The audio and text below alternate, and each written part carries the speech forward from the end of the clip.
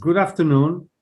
My name is Manuel Firmino Torres, and you are all welcome to the fourth Creativity Talks.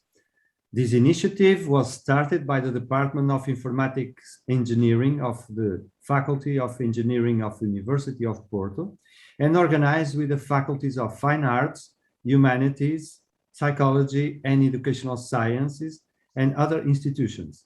We expect these talks to cover several scientific and artistic areas, discussing and studying creativity, helping to promote a proactive attitude in our students and, in general, our lives.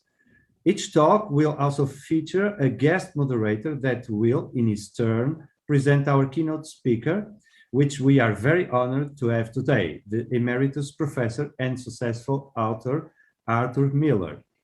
Our moderator is Rui Peña, composer, artist, and performer of electroacoustic music. He completed a PhD in music at the University of Aveiro. His music was played and recorded by musicians such as Arditi Quartet, Peter Evans, Remix Ensemble, or Gulbenkian Orchestra. He was the founder and curator of Digitopia, Casa da Música, and has a great interest in relationships between music and technology. His recent production includes interfaces for musical expression, software for sound spatialization, interactive installation, music robots, and educational software. Lately, he has focused in particularly on the role of artistic creation in an academic context. He has taught at several Portuguese higher institutions, including FIUP, he is currently adjunct professor at ESMAI and researcher at CESEM. Thank you, Rui, please. Thank you, even if it's a bit embarrassing to hear my biography in this context. But thank you, and I will join you in welcoming our audience to the fourth session of Creativity Talks. It is my great pleasure to be moderating the session for two main reasons. First, as Firmino said, it is an opportunity to come back, even if virtually, to a place and community where I worked very happily for 6 years of my life. Second, and most importantly, because it's a pleasure and a big honor to be the one to introduce Professor Arthur Miller, our guest for today. Despite needing no introduction in this community, I should mention that Professor Arthur Miller is Emeritus Professor of the History and Philosophy of Science at University College London. He is the author of many critically acclaimed books, including Pulitzer Prize-nominated Einstein, Picasso, Space, Time, and the Beauty That Causes Havoc, Insights of Genius, Imagery and Creativity in Science and Art, and Colliding Worlds, How Cutting-Edge Science is Redefining Contemporary Art. He regularly broadcasts lectures and curates exhibitions at the intersection of art and science, and has written for The Guardian, The New York Times, Wired, and Nautilus. His book on AI and creativity in art, literature, and music, The Artist in the Machine, The World of AI-Powered Creativity, was published in fall 2019 by MIT Press and has, as a side note, provided many, many interesting discussions in our own community. I'll be gathering some comments for the final discussion, so please feel free to leave your questions and comments at the YouTube chat. For now, please join me in welcoming our guest for the fourth Creativity Talk. Professor Miller, the screen is yours. Welcome, and thank you for being with us. Well, thank you. I thank you for your very generous introduction, and I thank you all for attending, however, virtually. Okay, let me share a screen now.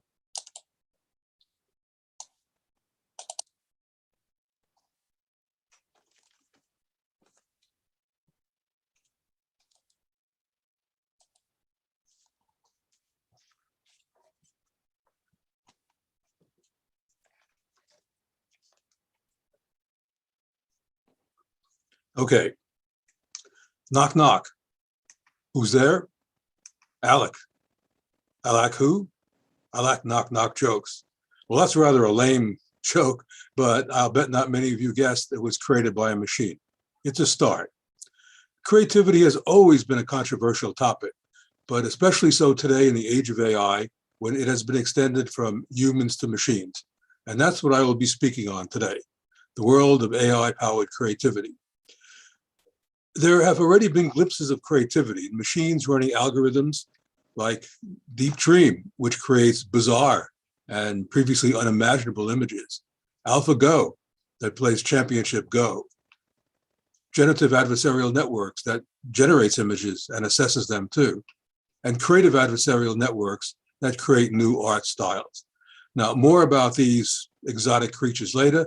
For now, I ask, how do we move from here? How can we develop more creative machines? To do so, we need to understand precisely what we mean by creativity in terms that are applicable to humans as much as to machines. But many people consider the notion of machine creativity to be an oxymoron. After all, how can something made up of wires and transistors be as creative as an Einstein, a Picasso, a Shakespeare, a Bach, or a Beethoven? Yet we are merely an amalgam of bones, arteries, veins, cells, and so on, yet we manage to be creative. The great question is, what makes us creative? How can concepts emerge from those already established in the brain? How can a system such as a machine or a human produce products that go way beyond the material at hand? My own theory of creativity has led me. My own theory of creativity has emerged from my studies of highly creative people, and from it I have formed a two-step theory of creativity: the production of new knowledge or artifacts from what already exists. And this is accomplished by the process of problem solving.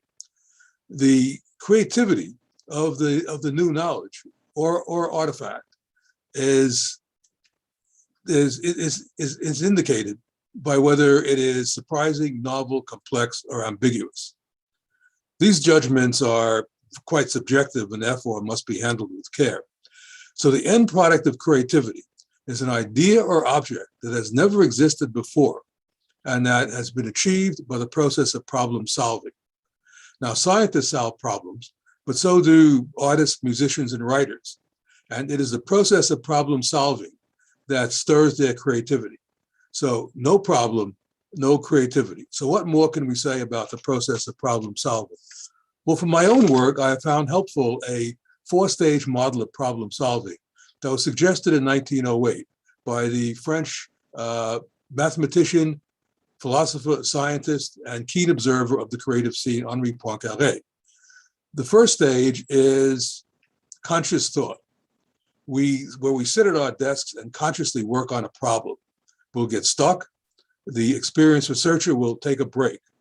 The break is only a conscious break, however, because the intense, passionate desire to solve a problem keeps it alive in the unconscious, where it can be turned and viewed in ways not possible in consciousness.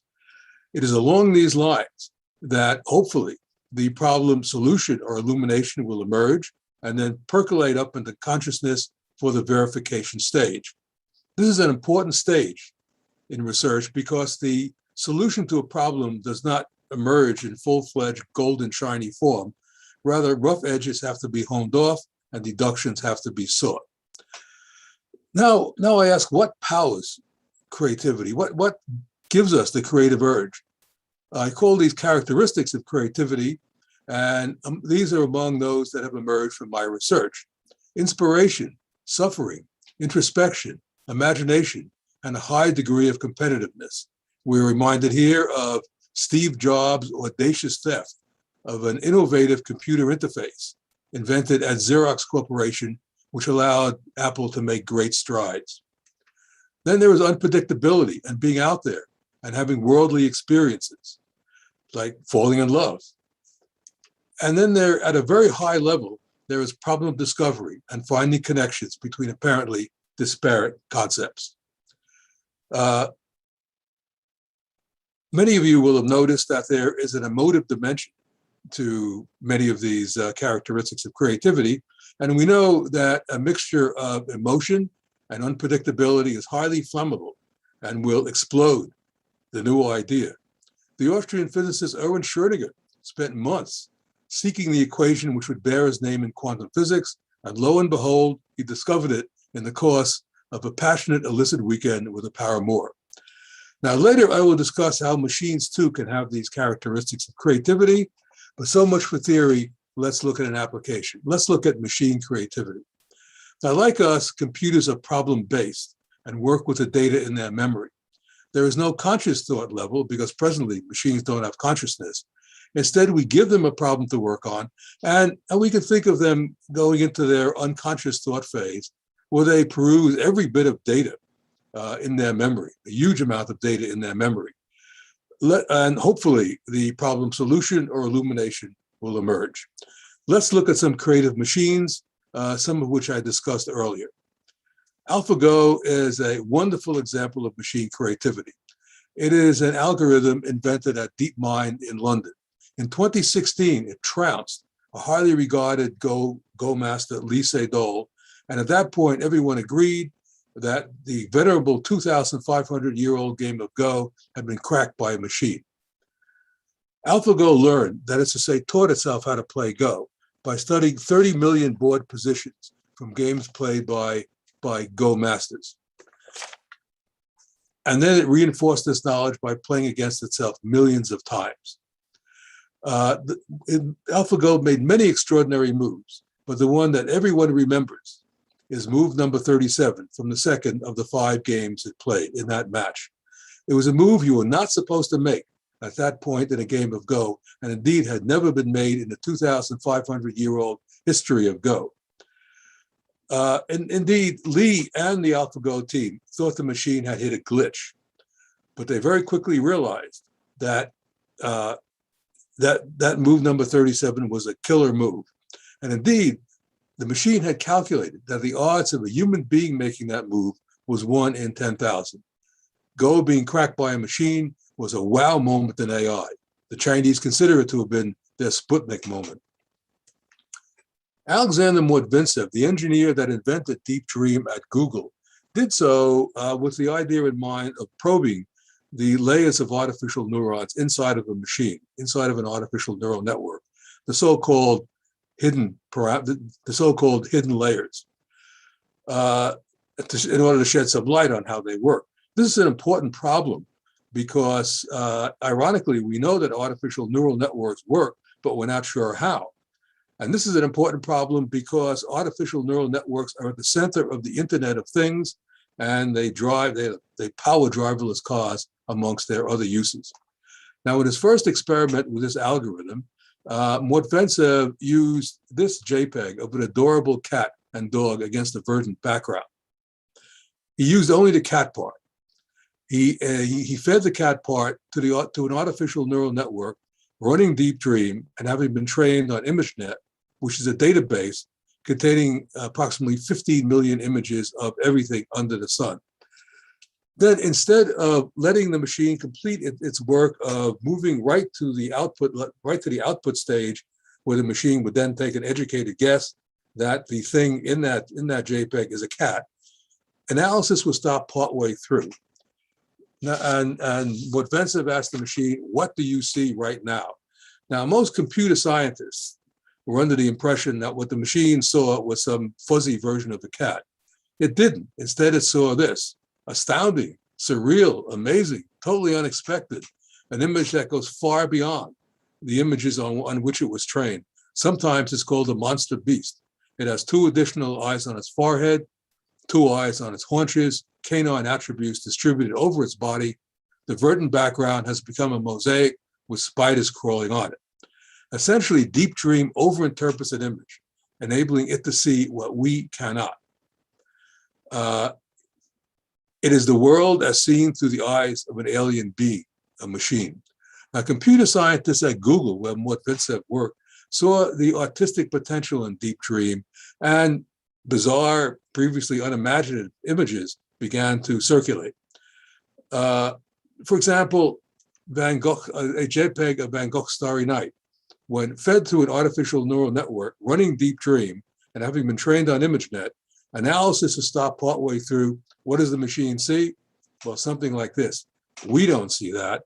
Now, these images, the images produced by Deep Dream, have an aesthetic all their own.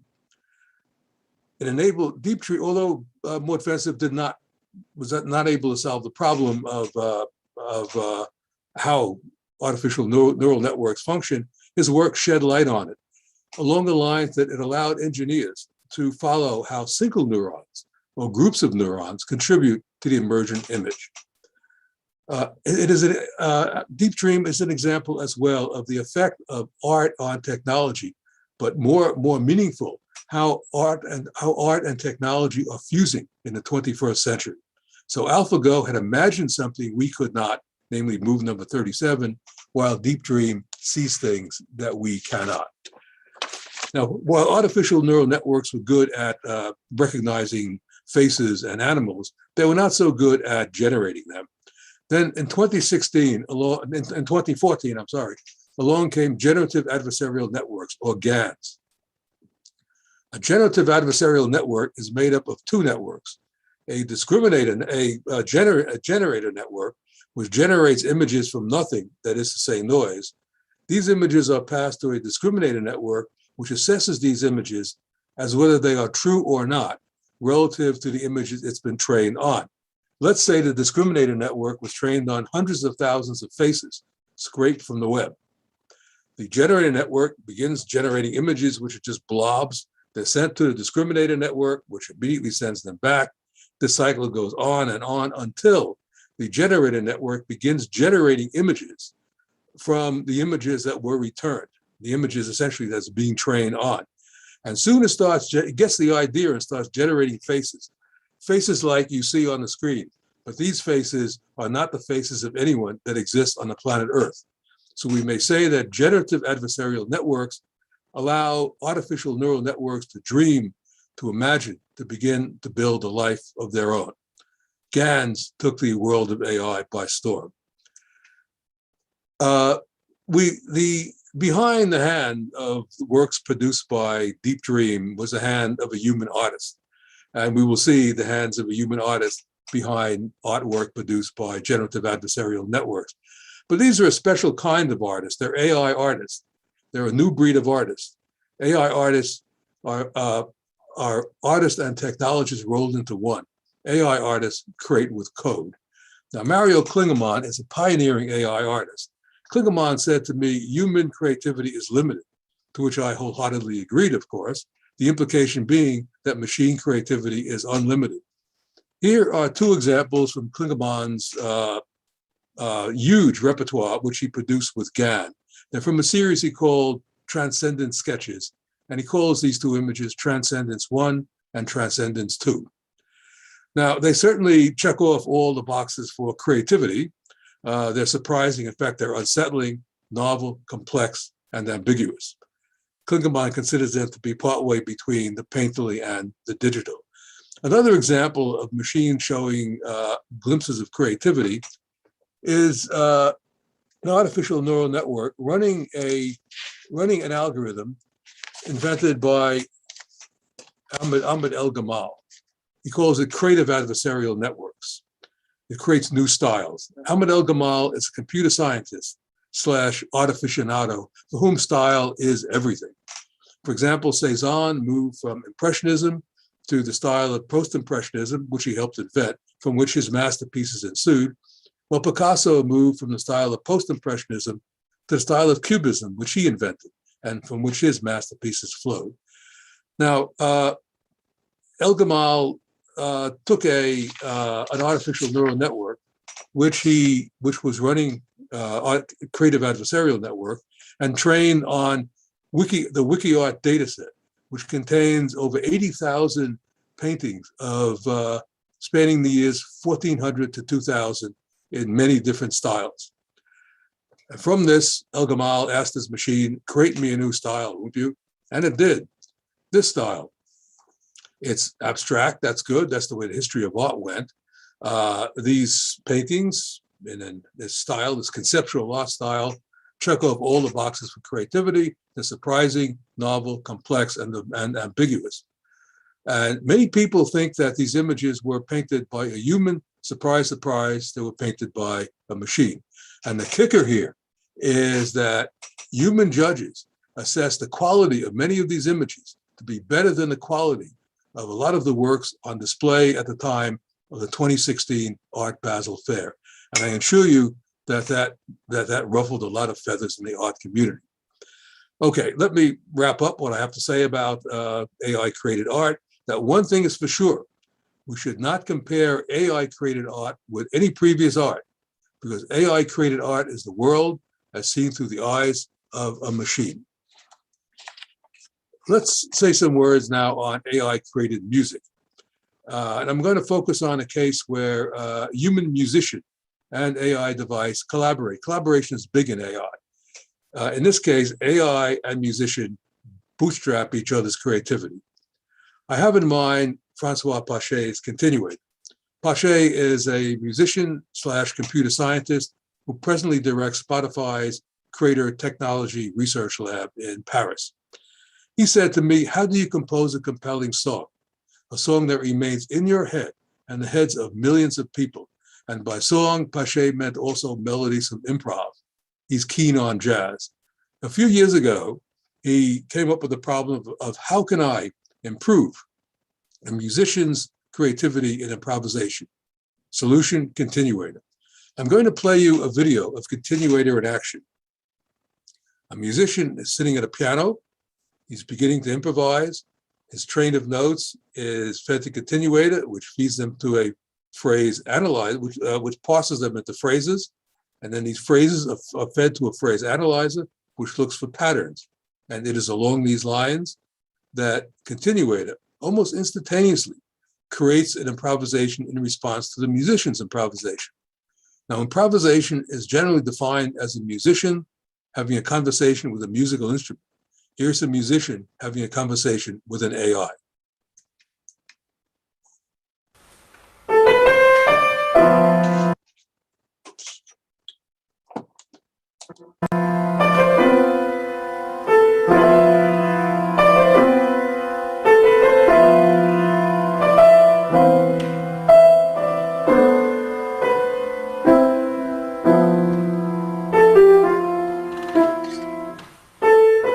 Notice that Continuator cuts in seamlessly.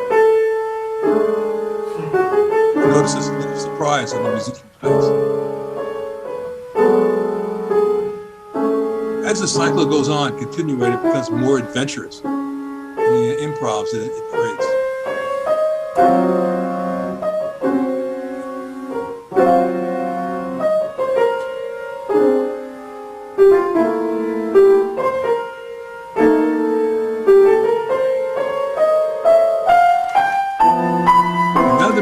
Responds with an improv he created in response to the one created by the AI. Now, what about machines as authors? Well, I'll say a few words on Ross Goodwin, who was a computer scientist, who said to me, we're on the cusp of creative machines. It appears inevitable to me, to which I wholeheartedly agreed. Now, in collaboration with Oscar Sharp, a filmmaker, Goodwin trained an artificial neural network on hundreds of TV sci-fi film scripts from programs such as Stargate, Star Trek, and X-Files. Then he used an algorithm to predict sequences of words, and he set the whole process in action with a seed sentence of the form, to paraphrase his, I don't care what you think, I'm going to do this anyway. The artificial neural network spat out a screenplay replete with stage directions. They called it Sunsprin. And incidentally, Sunsprin was the first AI scripted film. Sunsprin is a sci-fi drama in which actors deliver their gnomic lines with intensity and passion, making them make sense. B. Goodwin is fond of reminding everyone that there are people who have trouble understanding Shakespeare on the printed page, but like to listen to his plays. Here's a cut from Sunsprin. That was a big, honest idea. I am not a bright light. Well, I have to go to the skull. I don't know.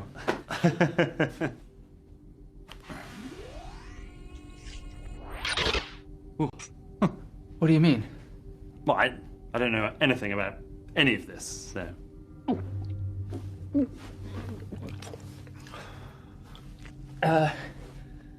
Then what? There's no answer. We're going to see the money.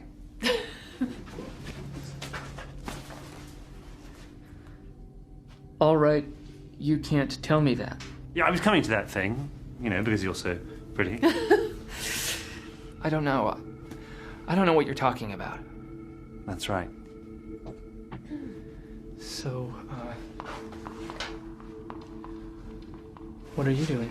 I don't want to be honest with you. You don't have to be a doctor. I'm not sure. I don't know what you're talking about. I want to see you too. What do you mean? I'm sure you wouldn't even touch me. I don't know what you're talking about. Principle is completely constructed of the same time. It's all about you to be true. You didn't even watch the movie with the rest of the base. I don't know. I don't care. I know. It's a consequence. Whatever you need to know about the presence of the story. I'm a little bit of a boy on the floor. I don't know. I need you to explain to me what you say. What do you mean? Well, you saw this actor spit out his eyeball as per the stage direction. Actor spits out eyeball. And actually, that stage direction is no more weird than the one from Shakespeare's The Winter's Tale, Exit Pursued by a Bear. I have become especially intrigued with work exploring the boundary between sense and what appears to be nonsense, such as in Sunsprin. Machines are particularly adept at this line of research because they can create text that don't work in the way people expect language to work. In this way, AI can change the landscape of language. And we are reminded here of what happened in the 1840s when the camera was invented, which freed artists from a too literal interpretation of nature and opened the door for the Impressionists. So machines can be expected to affect the course of literature, just as they have changed the course of art and music. Now, Sunspring is certainly interesting and amusing, but the algorithm that created it has, of course, been superseded by GPT-3, Generative Pre-trained Transformer. The 3 means it's the third in a sequence of devices. GPT-3 is a powerful language model, and it can generate human-like prose. Here's a short film scripted by GPT-3, not particularly the introduction. Hi, I'm Jacob, and this is Calamity AI. The short you're about to see has been written by artificial intelligence. I wrote the first few lines of the script and fed it into the program. When you see a dot appear on your screen, it means that the script is now being written by the AI. We present to you, solicitors.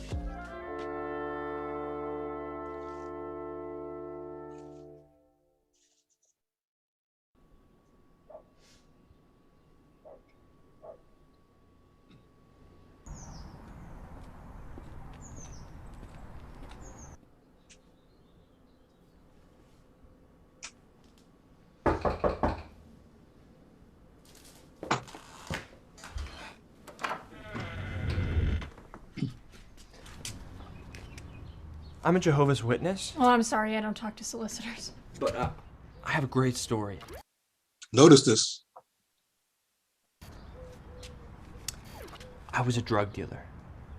Shootouts, shootouts, shootouts. In retrospect, it was a very dangerous job, but I loved it.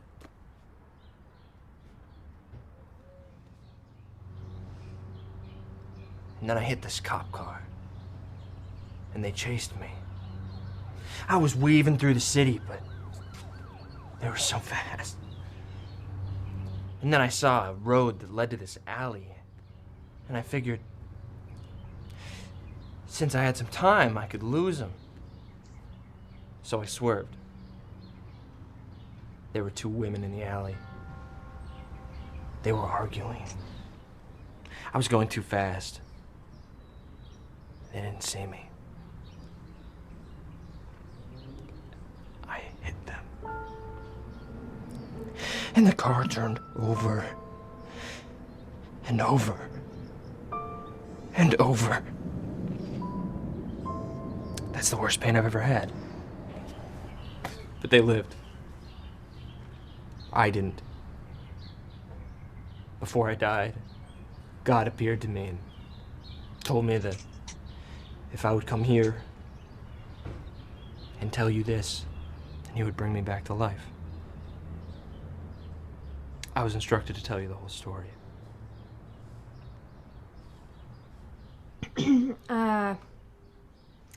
What's your name? Rudy. Do you believe in God? I did once. Do you want to come in? I don't want to die. Well, come in anyway. It's about time for us to do dinner.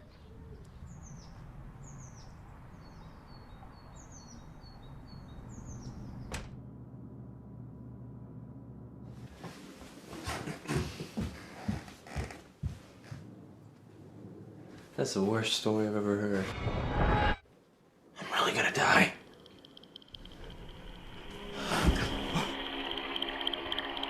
What? What are you doing? Don't you remember where you met me? And I'm a drug dealer.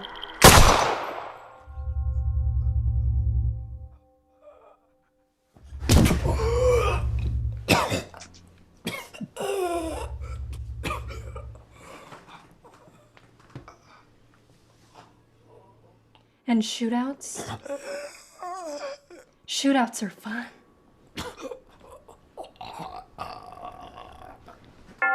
Well, he dies. It's not all that bad. It's not all that good, I should say, but not all that bad either. Not particularly the unexpected ending. It faked everyone out. Another glimmer of creativity, perhaps. The script was kind of weird because GPT-3 has problems with word meanings. Although GPT-3 can generate impressive text, the text can also be riddled with errors. So caveat emptor, when you see in a book or a newspaper statements to the effect that you wouldn't believe it, but the previous paragraph was generated by an artificial neural network, namely GPT-3. But that paragraph that you see on the printed page, that's chosen out of 7 or 8 productions. And that paragraph has been edited by a human editor to take out factual errors. In fact, GPT-3 is wrong 50% of the time. So it's wrong as much as it's right. It's very good for fiction. And indeed, the film script was hardly edited. That being said, GPT-4, 5, 6, 7, 8, and so on will produce better and better prose, hopefully. But somewhere along the line, the machine it works on will have to have emotions and consciousness in order to produce human-like prose. But then again, we want machines to surprise us, to go beyond human prose and to produce a prose of their own, prose of a sort that we presently cannot imagine. Indeed, perhaps sometime in the distant future, machines will have to explain their literature to us, and we may even enjoy it.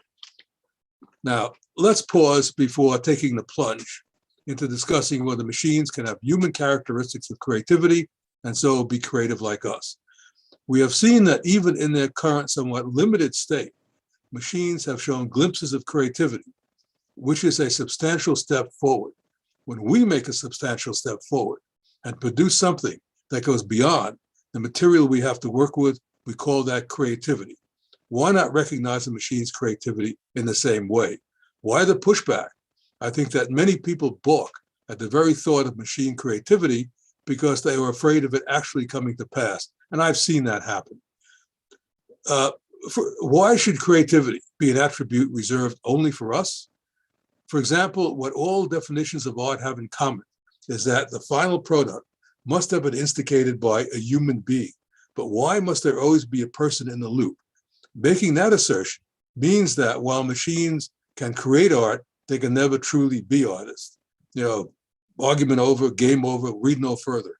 But in the age of AI, this argument is totally wrong-headed, neglecting as it does spectacular research that shows that in the future,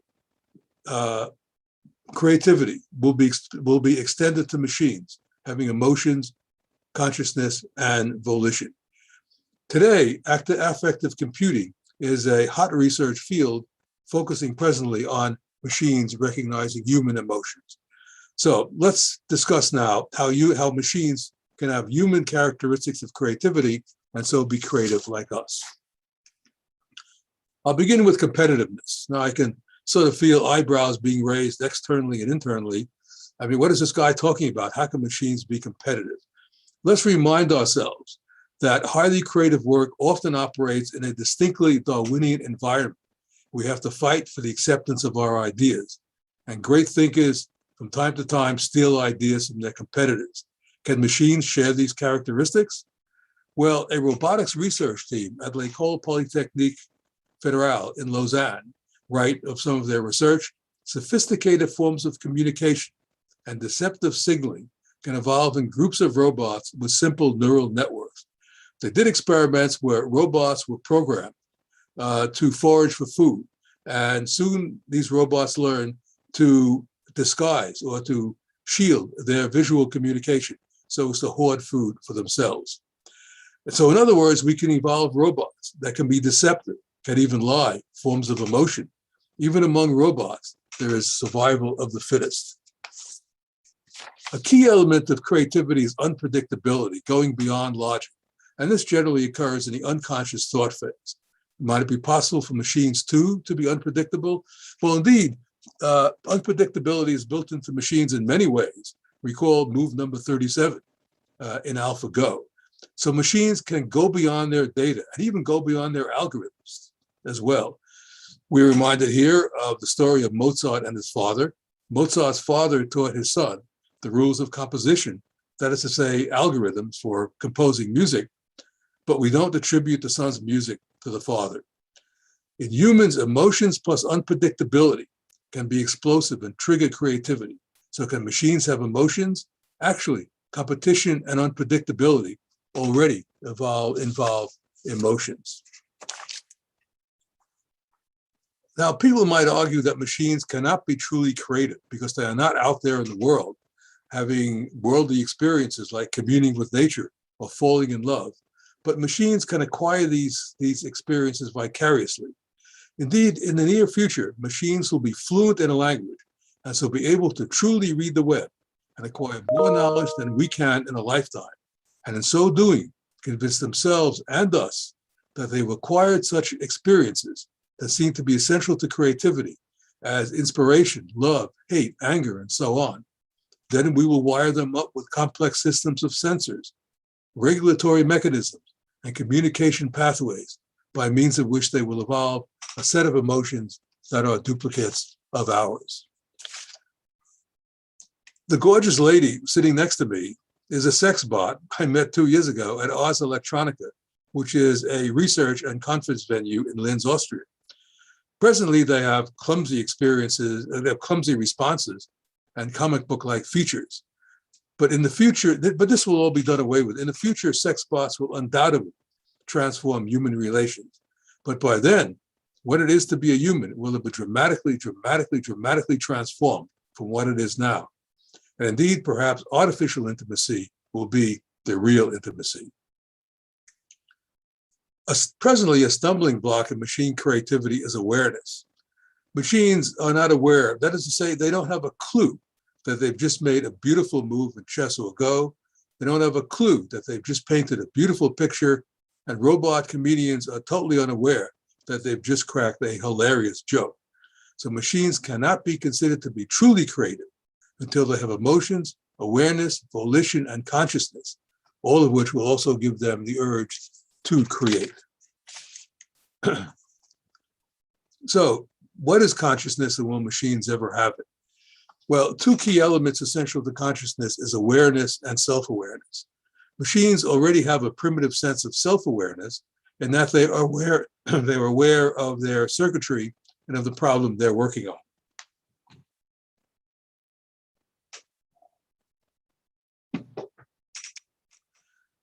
They're aware, they have a primitive sense of self-awareness, that they're aware of the circuitry and of the problem they're working on.